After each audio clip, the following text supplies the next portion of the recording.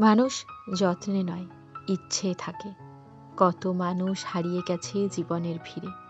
কেউ চুপিসারে দূরে সরে গেছে, কেউ আবার এমনভাবেই মুখ ফিরিয়েছে যেন আমি কোনো দিনই তাদের ছিলাম না। তবুও একসময় তারা বলেছিল মানুষ যত্নে আটকায়। আমি বোকার মতো বিশ্বাস করেছিলাম। ভাবতাম ভালোবাসা মানেই স্থায়ী বন্ধন। কিন্তু সময় শেখালো মানুষ যত্নে নয়, নিজের ইচ্ছেই থাকে।